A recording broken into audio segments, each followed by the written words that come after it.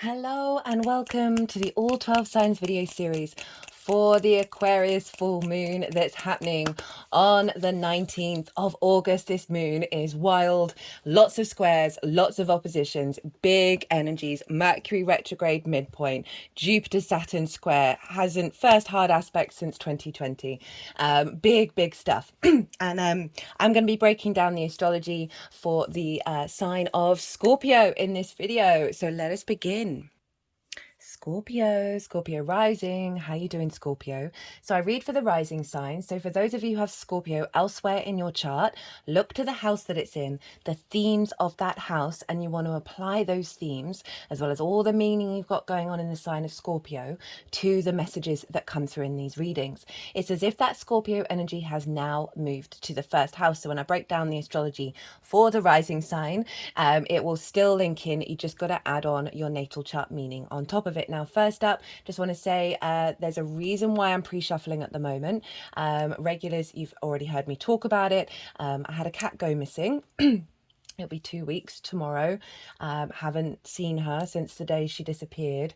So I've been working through lots of quite heavy energy. It's very in alignment with the astrology. Sometimes you wish it wasn't so, but as an astrology, you kind of got to zoom out and get some perspective. And so this is why I'm pre-shuffling, because my readings are usually an hour long for each sign, and I just got to conserve my energy, and I've got other things I've got to focus on at the moment, but I still really wanted to get all these messages out. So that's why I've pre-shuffled. And you've got all the cards out, and there's a competition as well. All the details of it are in the description box. There are 3 readings up for grabs, so you can enter as many times as you like. So let's crack on with the astrology for Scorpio rising. So obviously this is a fixed moon. This is in the sign of Aquarius, which is a fellow fixed sign. And this is happening in your 4th house of your roots and your foundations, your ancestors, both blood and soul lineage, the roof over your head, your parental figures, your private life. I like to see a tree in the middle of the natal chart. The 4th house is the root system. We need strong roots in order for our tree to grow. The 10th house, where the sun is, that's where the leaves at the top of the tree are reaching for the sun, right? They're growing, they're expanding. And the 10th house is all about visibility, reputation, life purpose, career. So you've got a full moon happening in these 2 signs. These are angular houses, 1st, 4th, 7th, and 10th. When we have transits here, excuse me, they have a big shift of weight, right? Because they're dealing with big themes. Full moons represent a level of completion, right? But with that full moon, I always see there's a download that comes through that then unfolds over the next 6 months. I've done a collective reading. There is so much wildness going on with this moon, which I talk about in a lot more detail, and we're feeling it the whole week leading up to it. We'll feel it afterwards, that there are some massive transits happening around this full moon. So if you want a deeper understanding, go check out the collective reading, come back, watch how the tarot relates to the Scorpio area of your chart. So we've got this big moon. Now, why is it so big? Well, one, this is happening around the time of the Sun Mercury cazimi. That happens just before the full moon. And that is the midpoint of the retrograde. And this is when we get big inspiration, revelations about what's been going on, solutions and clues about how to then move forward. So not only is it a full moon, which often brings about revelation, a revealing of that which is hidden because the full light of the sun is on the moon, but we've also got the midpoint of the retrograde with Mercury up in the sign of Leo, which is wild. Not only that, we've got a square with Uranus, exactly, nearly by minute. It's wild. And that's over in the sign of Taurus, opposite your sign, Scorpio. That's in the house of the other. Your one-to-one relationships, intimate friends, business partners, clients, therapist, long-term committed romantic relationships, as well as your relationship with Source. It's those important relationships in your life, right? So we've got not only that, but Pallas Athena is in your sign, Scorpio. She's an asteroid. Now, she's kind of the saving grace with this full moon, because squares and oppositions are hard aspects. We've got loads of them. There's loads of going on in the mutable signs as well. Hard aspects create in the 3D. It's when we see things show up, whether it's either instigating with a conjunction, building with a square, or coming to a level of completion with the opposition. But they can bring challenges. They're hard aspects. They can bring difficulties. Squares can bring conflict, drama, frustration, winning at all costs. We've got a lot of squares in the lead up to this. So you may be going through some big shifts that are helping you truncate, like condense down energies in order to be dismantled for the new timeline to come in. Just stay cool, stay flexible, realize there's some intense astrology going on. If you feel yourself kicking off, breathe. So Pallas Athena, embodied wisdom and strategy. Uranus is very independent, very like sudden changes, wants you to walk your soul path, right? Wants you to be confident being your unique self. And so with this very sort of catalytic energy going on, Pallas Athena in your embodiment of self, in your first house, is allowing wisdom to feed into how you take action in response to this moon. Now, full moon in the fourth, a heightened sense of intuition, a heightened connection to the ancestors, a revelation around wounds with the ancestors, with parental figures, a sense of completion in your home life, right? Maybe you've been working on a project at home. This can see a sort of celebration and an illumination of the work that you've been doing in regards to the home space, and your foundational energy. You may have been doing a lot of inner work that is help strengthen the power of this moon, of feeding nutrients into your root system that's allowing you to expand and grow in a very healthy, balanced way. Now, often where the sun is, we get illumination about the work that we've done with the moon. And so this is about your life purpose, your career, your visibility, your reputation, a realignment with that. Even though this moon is ruled by Saturn traditionally, Saturn rules Aquarius. Saturn's in Pisces, ruled by Jupiter. Jupiter is in Gemini, ruled by Mercury. Where's Mercury? Conjunct the sun over in Leo. The sun is ruling the whole chart. So even though this is a strong moon-based transit, that sun is influencing what the moon is doing. So our moon is our nourishment, our needs, our intuition, our unconscious spaces, our emotional body. The sun, our vision, our clarity, our animation, our purpose, our will. Now that sun is making sure where you're headed in regards to strengthening your moon, strengthening how your needs are being met, your nourishment is being met from that foundational space, how you give nourishment to yourself, to the ancestors, to your private life, making a holistic life, is being influenced by your life purpose. There's a real strengthening of self. Remember, Pallas Athena over in your sign, giving embodied wisdom. Opposite Uranus, that may create sudden shifts and changes about how you engage with the other, and how the other engages with you. It's also Source. I can see sudden revelations of your life purpose from Source, of the next stage, of where you're headed, and really coming that into an alignment of your needs and your nourishment being met in the home life. Now, this isn't all. Saturn is squaring Jupiter. Now, this is the first hard aspect from the conjunction in Aquarius in winter solstice 2020. This is the first hard aspect between the two outer gas giants that are the last planets visible to the naked eye. They represent longer term cycles. That conjunction in Aquarius, and for me it's wild that the square is exact with this full moon in Aquarius. Can't make astrology up. Whoever designed this is just, my mind is blown. That instigated a new cycle around the great conjunctions happening in the signs of air. It's happened in earth signs for the last 200 years. Think the Industrial Revolution. Now we're moving into the age of air. So this square is the first square, the first hard aspect, right? Squares can bring up conflict, drama, frustration. They are ruled by Mars. You are ruled by Mars, Scorpio. You understand this. But they are also, Mars is the builder, right? Our motivation, our drive, and our action. So squares can shake things up, can bring up conflict, can just sort of dismantle things in order to rebuild, in order to elevate and build from a higher perspective. So we have Saturn in your fifth house of your creation energy, your joy, your flow. We have Jupiter and Mars. So Saturn's not only squaring Jupiter, but is squaring Mars over in the sign of Gemini. In the lead up to this week, we're going to get exact squares. The exact square between Jupiter and Saturn is happening around the full moon. We're going to have a Mars-Jupiter conjunction. There's a lot going on in the mutable signs. We've got that mutable energy of the outside world's resources, your relationship dynamics, right? In alignment with a longer term legacy of how you find joy, pleasure, right? You are creating from a place of wisdom and structure. But it may bring up old dynamics, may bring up old difficulties because we are breaking them down. Now, not only that, Venus is over in Virgo, opposite Saturn, squaring Mars and Jupiter.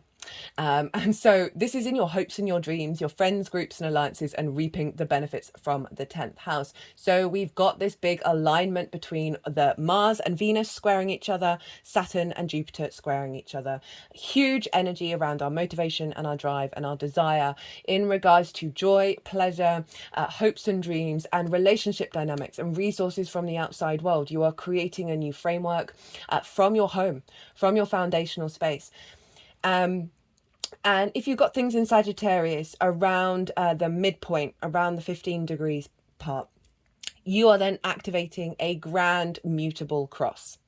So this acts as a generator, right? You can feel pulled in all the different directions, but you want to stay in the center, you want to stay in peace, and realize that there is pulling in all directions. Tap into your intuition to see where you want to be guided with what bit of the chart you're going to then be working with.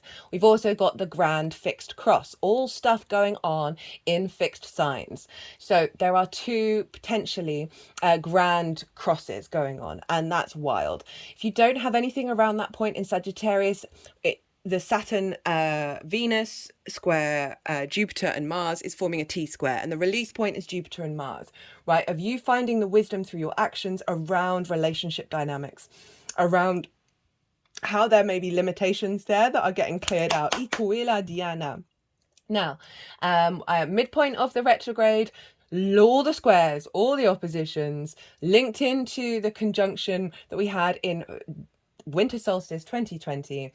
So big stuff. Okay, let's get on with the tarot. Always look to where your sun and your moon are in your natal chart. Look to the houses that they're in and the themes of those houses. Those themes are likely to show up in the unfolding of this full moon, as well as if you want to do intention work or manifestation work, tap into your intuition to see what themes you want to bring into that.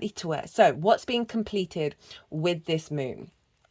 We have Judgment, Ace of Swords, Eight of Pentacles. Now, the Judgment card is Pluto. Now, where is Pluto? Well, happens to be hanging out in the sign of Aquarius. It's going to dip into Capricorn for a little bit. So this is saying from the get-go with this unfolding of this full moon, so from the new moon in Aquarius season, you had a revelation, right? There's a level of a frequency around you that is connected to ascension. These are the dead. They are the color gray, representing wisdom. They are being raised up by this angelic frequency. Now, old versions of self, ancestors, whatever you are connecting to, who have kind of been energetically stuck, where they've got an entanglement of energy, whether that's through grief, rage, whatever it is that's meant that there's something within you that you may have felt like it's being cleared, but there's still a lingering energy. This card is all about these finding the wisdom and being released and getting a higher perspective. So this is the download that you've been working with of this level of ascension, of a revelation, of a sense of drawing a line under the sand of certain behaviors, certain intentions, certain frameworks, and saying, no, I've got to shift gear here. Italia inima otuela. And we've got the Ace of Swords. So this is the vision that comes through. This is the divine inspiration that's connected to your sovereignty. Oh, wait, are these? Oh, no. I thought I did this. There we go. Sorry. This is the clarity of mind, right? And this is a fresh new energy coming in with this sort of determination here. Itat inima otoit inia. And again, the mountain range representing the higher perspective. You had an offering from the universe that gave you this sort of inspired energy for you to figure something out and then take action on it, because then you get the Eight of Pentacles. And this is whistle while you work for me. This is about the refinement in the 3D of this idea, of this revelation, of you putting in the practice and refining this new energy that you've been working with. And there isn't the heaviness of the Ten of Wands. This is the Eight of Pentacles, where you are in that process of the day-to-day. I'm going to just keep putting things into action. I'm going to keep shifting into this new frequency. And that's coming to completion. This level of, it feels like it's coming into a level of integration. Let's just turn over what was at the bottom of the deck. Hello, King of Wands, big Leo energy. Really empowering. When I saw those cards come out, I was like, whoa, Scorpio's been putting in the work. So for some of you, this might be like, oh, I'm going to renovate the house. I'm going to start sorting out the house.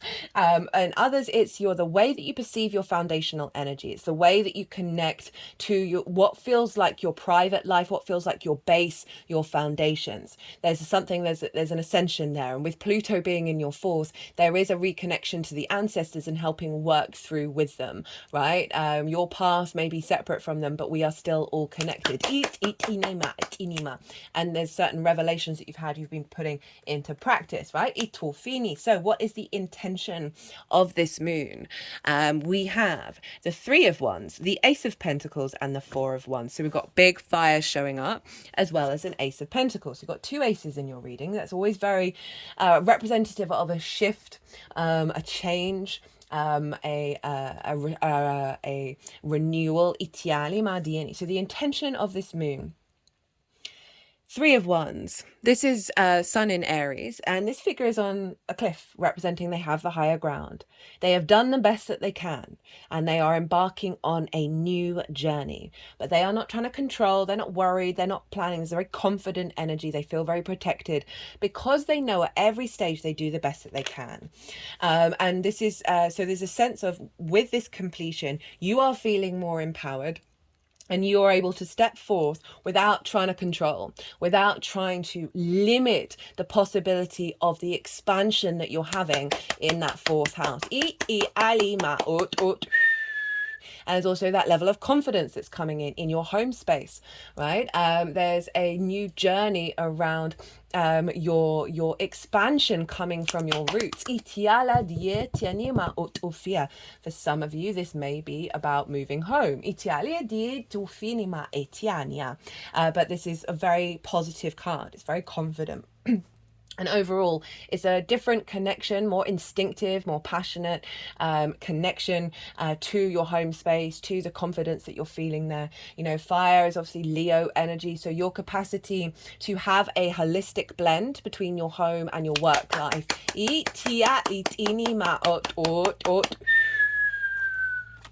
Ace of Pentacles, renewal in the 3D of your embodiment. Of how you connect to your home, connect to your foundations, a fresh new energy. I always link this into the new earth energy because there's a mountain through this portal, right? Representing that higher perspective. But there are all the flowers of the magician. So this is us manifesting and creating from a higher perspective. And this is an overflow of this. This is a new frequency that's coming into your home, into your root system, that's helping you create from the new journey that you're going on. Remember, we've got 1st, 4th, 7th and 10th being activated. As well as the joy and the relationship dynamics between Jupiter, Mars and Saturn, and an activation of your hopes and dreams and being able to put that into practice. There's something so powerful about that Three of Wands coming as the first card for this new moon, of you feeling very secure in the position that you're in. That's what this moon is bringing. Again, this could be a moving home, right? This could be a new journey for some of you. Obviously take what resonates. Then we have the Four of Wands, and this is about for me, I link this into the harvest, right, of having everybody put in the hard work over the year, and now the harvest has come in. They're able to celebrate. It's a milestone. And this is also about, you know, a happy, joyous home where you've gone out, you've done your work, and you're finding celebrations at home. Again, I'm really getting that sort of holistic balance between work and life with this reading. Of you feeling, you know, you being able to celebrate things, you being able to feel confident about the work that you've done and how you're achieving it. It may be for some of you that you're working from home and you're doing that a lot at home, that is then having a knock-on effect with your life purpose, your career. Career doesn't have to be life purpose, it can just facilitate it, because we've got all that fire energy with that Leo of really feeling more connected to your soul path. Eat. And with that King of Wands at the bottom of the deck, this is again, it's bringing that life purpose energy into your home, into your roots, and reconnecting it. You know, the King of Wands, big Leo energy. It just wants to get up and leap and go. There's something very instinctive being embodied within you, where you're able to take sovereign action from your foundations, from your roots, that is serving not only your home life but your work life as well, or your life purpose. Eat. Big empowerment. Now, how to activate and amplify. We have the Eight of Cups in reverse. We have the Six of Cups and the Knight of Wands. Now, I get two messages with the Eight of Cups in reverse. So one is like an inner vision quest, right? Of realizing, okay, there are certain things that there still need to be released, that I need to walk away from. And this has to be applied in the inner world and the inner realm. Eat. This is actually Saturn in Pisces. Eat. So I'm getting that message, but I'm also getting acknowledging that you've done this already, that you've walked away from those things that do not serve you anymore, right? And a real acknowledgement of that journey. Again, Saturn in Pisces, of kind of like a release, a let up of around what Saturn's been doing in your fifth, which is basically clamping down on your joy and your creativity, in order for you to get more depth from that. But it's still a difficult transit. This is kind of acknowledging that perhaps that square is activating the next cycle, and not expect that to keep repeating, that you're still in that space, that you've moved beyond it. And I could see those two linking together, because even though you've done the majority of the vision quest, right, you've gone out, you've figured those things out on an emotional level, this in reverse feels like you're then drawing that wisdom in, and embodying it in your emotional body. So it may see you get more creative and have more fun and more joy in your home life, right? That may be a really great practice to implement that Saturn energy in a healthy way in your home. Eat. Six of Cups. This is kind of like doubling down on bringing in a level of peace into your home, right? So this is the biggest house in tarot. There's an element of safety and security here. This figure is in a state of receiving something from the past, right? And what they're receiving is growth, flowers coming from the compost of the Five of Cups. Eat Ali, which is that grief, that heaviness. They are seeing the abundance rather than the wound, right? There's a sense of reconnection, a reflection on the past in a way that's healthier for you, that is giving you a sense of safety and security. This may be messages and clues and intuitive energy coming through from your ancestors they like that one, and that is supporting you on your journey of empowerment. You know, this is also causing you to reflect, okay, how can we get to that Six of Cups if you've been in the Five of Cups, right? How can we see the wisdom? How can we see the flowers? Perhaps this is calling on you to go outside and go smell the roses every day. Find that joy to reconnect to yourself in the home space.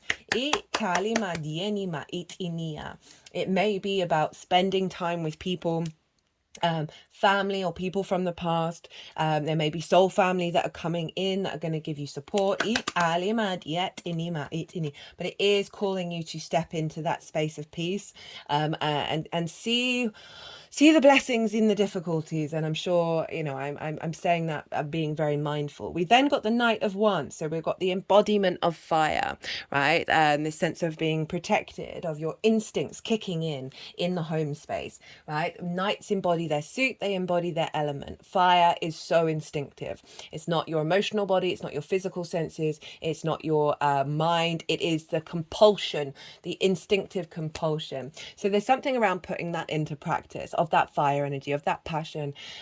We can see just more activity in the home life, more confidence in yourself and your embodiment of your life purpose. You may find you're taking more action in regards to that in the home.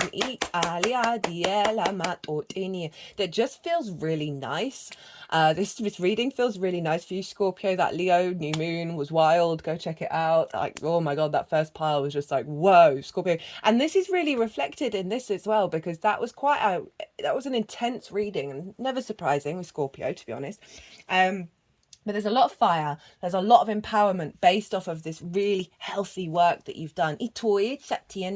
Now, I've got 2 oracle cards for you, my loves. We have Root Girl, the Disowned Self. This is quite a powerful card. I always nearly cry with that one. Sky Bridge, Possibility for Union. Look at all all that fire energy come through. Oh, interesting. 46, 47. This deck gets shuffled loads, so that's quite surprising. This is the Shaman's Dream Oracle. Big fan of this deck. Okay, so this is so appropriate for the 4th. The disowned self, hidden beauty, the need for acceptance and love. Root Girl sits shivering, unclean and naked at the base of the tree of the self. She is unloved, unwanted, and shunned for her deformities. She has no home, but is safe burrowing underground to dwell near the deepest roots of this sacred tree. Who is she to you? Could this urchin be one part of you that reintegrated, can lead you to wholeness and true purpose? This is a part of you. The embodiment of a deeply flawed perception of your failures, manifesting as guilt and shame. When you project envy onto others, or any emotion or instinct that you've learnt to repress or deem unnatural, it's this homeless child self crying for attention, acceptance and love. You want to lash out, ignore it, push it aside, all the while refusing to acknowledge this ugly quality as belonging to you. But if you would only look into the Root Girl's eyes and see the beauty and the unmet need, your unmet need, you would realize that this part of you asks for your compassion and understanding. This part of you was born when you were wounded and were conditioned to believe you're not whole, that your expression of self is somehow too much or too little. You may have even inherited this creature from your ancestors. Eat, eat, eat, eat, eat, eat, eat, eat. Eat, inima. Eat, eat, eat, eat, eat. Ishalia dielemo otofila. Eat, eat, eat, eat, eat. However, it's this child self, however this child self came to be, curled up at the roots of your sacred tree self, it's time to welcome her into your heart. When you do, everything you've been searching for becomes illuminated, and your path lights up with renewed purpose. When you come to love Root Girl and claim her as your own, accepting her and your humanity, she is transformed just as you are. Then all manner of magic begins to arrive in abundant form. Look for the beauty. Yeah, this feels like this is the inner vision quest to really embody that and make peace with yourself, right? Make peace with who you think you are. Because so often that's distorted and we can feel that shame and bully ourselves and think we're not worthy. And that's so powerful to come through with a 4th house energy. I apologize. Sky Bridge, possibility for union, what needs to be connected or disconnected. You stand before a seemingly unbreachable abyss, and there is no possibility of retreat. The path behind you is no longer a viable one. You have to act soon, though, or you run the risk of being stuck at the edge of the cliff. Life has brought you to this moment to offer you an as unyet dreamt of possibility, but you must no longer postpone what you know to be inevitable. And yes, you are allowed to breathe you are allowed a breath or two before the leap. So take a bit of time to yourself, get away for a day or two of contemplation, or even just a few minutes walk to clear your head. Muster your courage so that you may cross the sky bridge. Skybridge appears when the moment is absolutely right for a quantum leap. Life believes you are ready, even if you do not agree. Remember not to confuse your true state of readiness with your plans and preparation. Respond with, so that's that Three of Wands, right? That Three of Wands knows it does the best that it can in the moment. It's not overanalyzing and planning and worrying about where those ships are going, where they are going. They are confident within themselves. They are ready. Whoa. Respond with a determined yes and let the universe take care of the details. You need only hold on to your positive affirmation and the way will become obvious as you take flight and clear the abyss. Well, Scorpio, I hope you enjoyed this reading. I hope it resonated. If it did, don't forget to hit that like button. It brings me a lot of joy and obviously helps the algorithm. Don't forget to enter the competition. Scorpio, be good to yourselves, be good to those around you, safe travels, and be well until we meet again.